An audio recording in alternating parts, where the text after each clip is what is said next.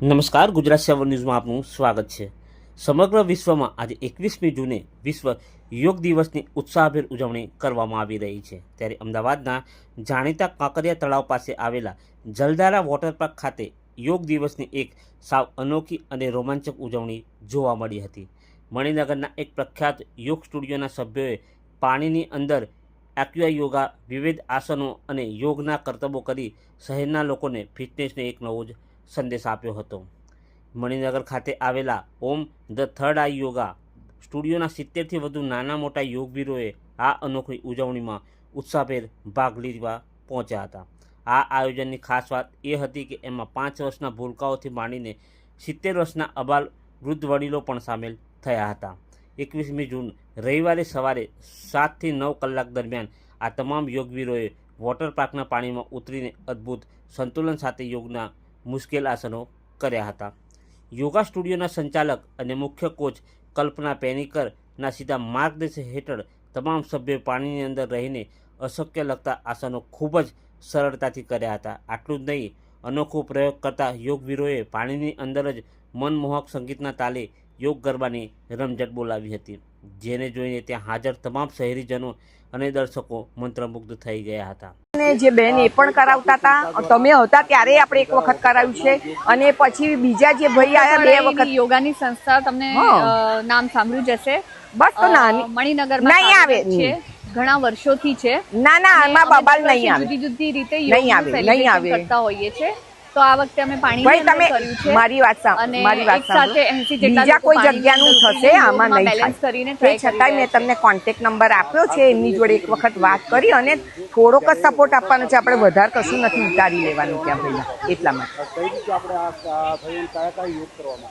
અહીંયા જેમ બધાને ખબર ત્યાં નહીં થાય, મારી ગેરંટી, તમે બેલેન્સ બનાવીને યોગ ખાલી પેલા અર્પિતભાઈ જોડે એક વખત વાત કરી લો કે આવું આવું ના થવું જોઈએ, તો હું તમને નાનું કામ કરી કરવું એ થોડું હાર્ડ હોય છે। તો એમાં મેં આસનો સિલેક્ટ કર્યા હતા। તાડા મારે મોહિતભાઈ સાથે વાત થયેલી છે ભાઈ, છે એની સાથે સાથે અમે સૂર્ય નમસ્કારનું બી ટ્રાય કર્યું કે પાણીમાં કરી શકાય કે નહીં, પણ જો વ્યવસ્થિત રીતે કરી શકાય તો બધું જ પોસિબલ હિન્દીમાં, અને લોકો બી ઘણા એન્જોય કરી રહ્યા છે। તમે જોઈ શકો છો કે એમને ઘણી મજા આવી રહી છે। प्रधानमंत्री द्वारा ये 12वां वर्ष के पहले आपने जो पावागढ़ में जो कार्यक्रम किया था, भारत के विश्व गुरु तरीके હા પાડ, હા, પ્રધાનમંત્રીજીને અમારો ખૂબ ખૂબ આભાર કે યોગને આટલી ઊંચાઈ પર લઈને આવ્યા છે અને એમના બદોલત જ અમે આ બધું સેલિબ્રેશન કરી શકીએ છીએ અને કરી રહ્યા છીએ। અને અમે બસ હવે એમને પ્રાર્થના કરીશું, અમારી રિક્વેસ્ટ હશે કે યોગને એક સ્પોર્ટ્સ તરીકે ઓલિમ્પિકમાં બી એડ કરવામાં આવે।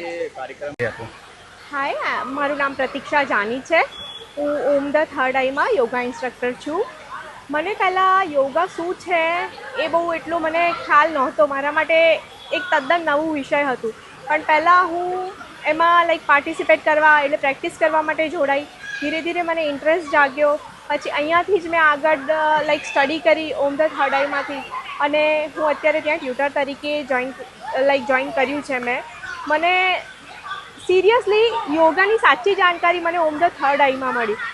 એ એક્સરસાઇઝ અબવ બી કંઈક છે, લાઈફનું ઇમ્પોર્ટન્સ બી મને અહીંયા આવીને સમજાયું।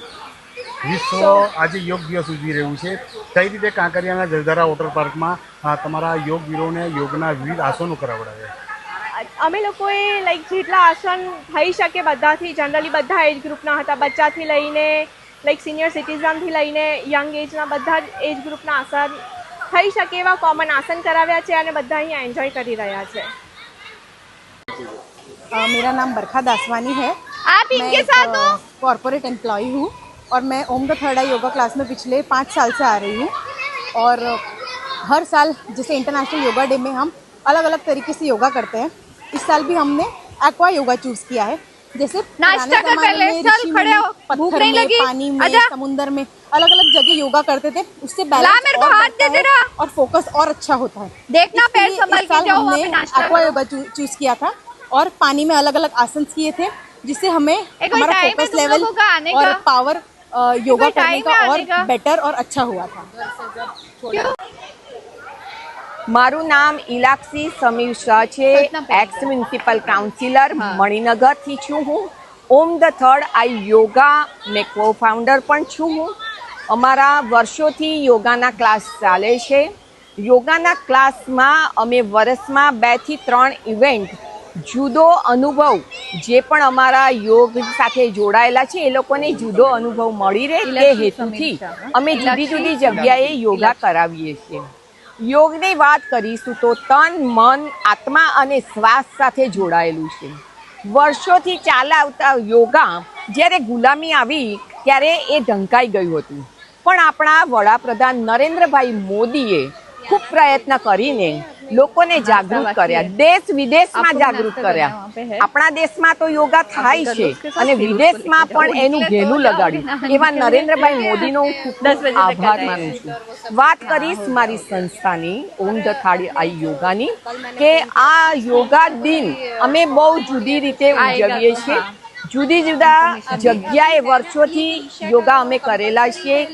કોઈક વખત અમે પહાડોમાં પણ ગયા છીએ, પછી કોઈક વખત અમે કાર અને વ્હીકલ પર પણ કરેલા છે. પાણીમાં પણ આ અમારો બીજો અનુભવ છે. તો આ યોગા જુદી જુદી રીતે કરવાથી બાળકોને કેવી રીતે જુદી જગ્યાએ કરવું એની મજા અને એની ટેકનિક શીખે છે. વાત કરીશ બેલેન્સની. માણસના જીવનમાં જો બેલેન્સ ના હોય તો કશું જ નથી કરી શકતો. અને બેલેન્સ મગજથી થાય છે. જ્યારે પાણીમાં જાય છે તો કોઈને એવું લાગે કે બહુ સહેલું છે, પાણીમાં યોગા કરવા બહાર કરીએ છીએ એવી જ રીતે કરી શકીએ છીએ, પણ એવી રીતે નથી કરી શકાતા. મગજને બેલેન્સ કરી અને શરીરને બેલેન્સ કરે છે તો એની એ મજા લે છે અને એનો અનુભવથી એ મગજને કેવી રીતે બેલેન્સ કરવું એ શીખે છે અને એની મજા લે છે. થેન્ક યુ નરેન્દ્રભાઈ મોદી, ભાજપ સરકારનો હું ખૂબ ખૂબ આભાર માનું છું. સ્વસ્થ રહેવા માટે પણ યોગ ખૂબ જ જરૂરી છે. સામાન્ય માણસ પણ યોગ કરી इसलिए फिर बाद में ऑप्शन दिया था कि इधर आओ. मजा करने वाली સામાન્ય માણસ એટલે કે તમે સમજો કે નાના બાળકથી ઉંમરવાળા માણસ, 80 વર્ષના માણસ પણ યોગ કરી શકે છે. યોગ એ કોઈ એક્સરસાઇઝ નથી, એ કોઈ કસરત નથી. યોગ એ તન, મન, આત્મા અને શ્વાસ સાથે જોડવાની એક વાત છે. પહેલા તો એમાં પ્રાણાયામ, એમાં મેડિટેશન, આ જુદી જુદી રીતે પણ યોગ કરી શકાય છે. યોગ એ કસરતથી જ કરી શકાય છે, આસનથી જ કરી શકાય છે એવું નથી. જેનું શરીર કોઈ તકલીફ હોય તો એ બેસીને પ્રાણાયામ, મુદ્રા થી પણ યોગ કરી શકે છે. મુદ્રા, જુદી જુદી મુદ્રાઓ છે પ્રાણવાયુ, જેનાથી પ્રાણવાયુ શુદ્ધ કરી શકાય છે, તમારા મગજને શાંત કરી શકાય છે. તો એવી મુદ્રાઓથી પણ યોગ કરી શકાય છે. આ ઉપરાંત પ્રાણાયામથી તો જાત જાતના રોગોને આપણે કંટ્રોલ કરી શકીએ છીએ. તો પ્રાણાયામથી પણ યોગ કરી શકાય છે. મેડિટેશન એ બહુ મોટી વસ્તુ છે. મેડિટેશન એટલે કોઈ આંખ બંધ કરીને સૂઈ જવું એવી વાત નથી. મેડિટેશન એટલે તમારું મન, તમારું મગજ અને તમારો શ્વાસ એક સાથે જોડીને એને શાંત પાડવું એ મેડિટેશન છે. તો આવા યોગાથી પણ ખૂબ ફાયદો થાય છે.